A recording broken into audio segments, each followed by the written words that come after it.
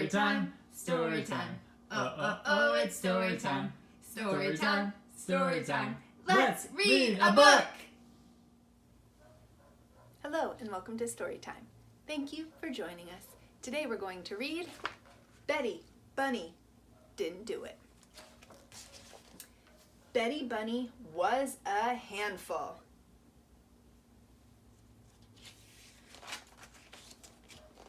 She knew this because one day she was jumping up and down in her brother Bill's room, yelling, "Play with me! Play with me! Play with me!" And Bill said, "Man, you're a handful." She knew that she was his favorite sister, so being a handful must be a very, very good thing. Bill said he was too busy to play with her.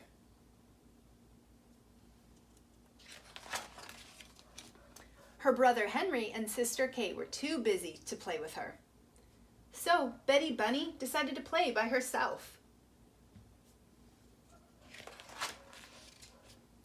There was no one to catch the ball, so she threw it anyway. It crashed into a lamp on the table.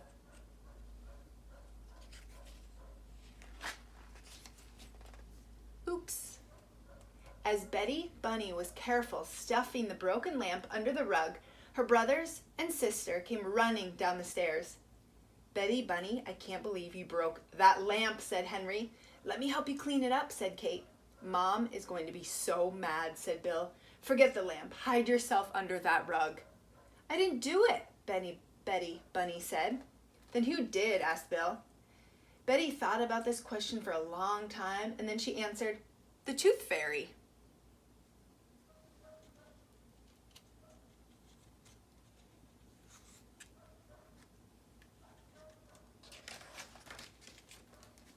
And Betty Bunny told her brothers and sister all about how the Tooth Fairy had flown into the room and thrown a big bag of baby teeth at the lamp, sending it crashing to the floor. Blaming someone else for something she had done was such a good idea. Betty didn't know why she hadn't thought of it before. Look at the Tooth Fairy with her bag of teeth.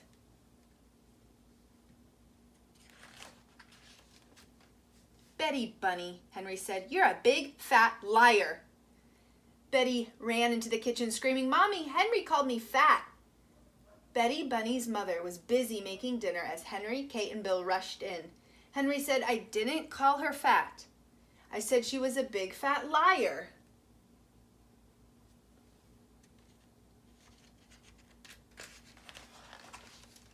Henry told their mother about how Betty Bunny had broken the lamp and blamed the Tooth Fairy. Now Betty Bunny's mother was very upset.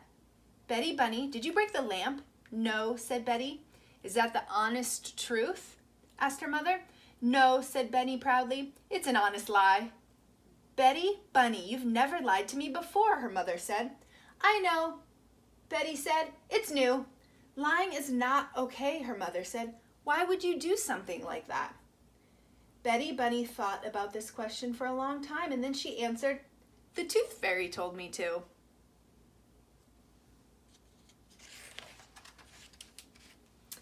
And Betty Bunny told her mother all about how the Tooth Fairy had flown into the room and said that if Betty Bunny didn't lie, she would throw a big bag of baby teeth at her.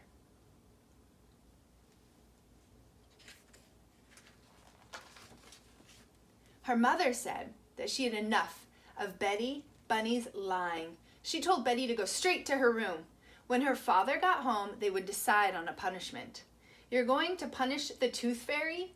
Betty asked hopefully. Her mother shook her head and pointed up the stairs. As they headed upstairs, Henry said, "Maybe next time you won't do something bad." Kate said, "Maybe next time you'll tell the truth. We'll still love you." Bill said, "Maybe next time you'll hide under the rug."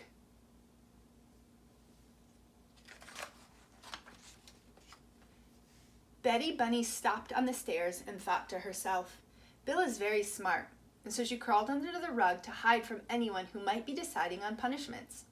She had wriggled her way almost to the center of the rug when she heard a loud crash, so she wiggled back out to see what happened. And there she saw a broken vase lying on the floor. Mother, Henry, and Kate came running to see what had made the crashing sound.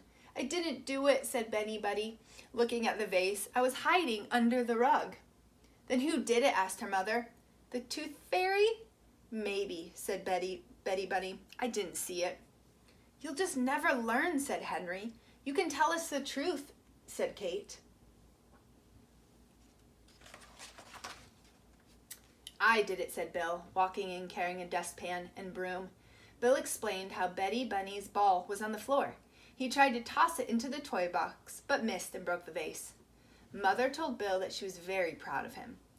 Betty Bunny realized that saying you did something bad made her mother proud. "I broke the lamp," Betty Bunny said quickly. She wanted her mother to be extra proud of her.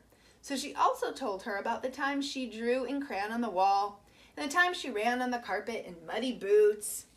She couldn't think of any more bad things, so she made some up, like the time she ate 100 chocolate cakes before dinner, and the time she robbed a bank.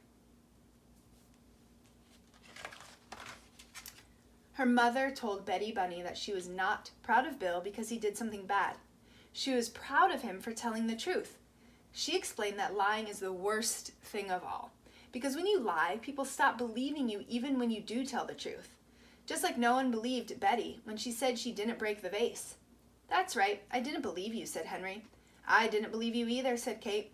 "I still don't believe you, and I know that I did it," said Bill. Betty Bunny understood. "I will never lie again," she said.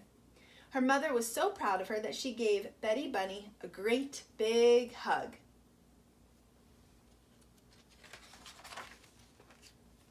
And Betty Bunny was so proud of herself that when her father came home, she ran to him calling, "Daddy, Daddy, I'm never going to lie again." Her father gave her a great big hug too. Betty Bunny wanted to show how well she could tell the truth, so she said to him, "Daddy, you smell bad."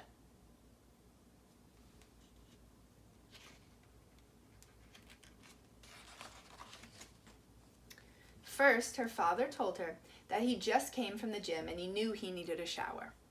Then he explained that telling the truth is good, but not if it hurts someone's feelings.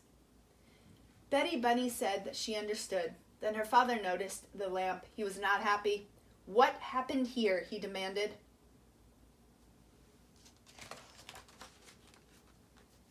Betty Bunny thought about this question for a long time, and then she answered, "I can't tell you because it would hurt my feelings."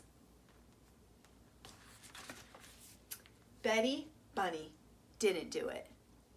Story time, story time. Oh, it's story time. Story time, story time. Let's read a book!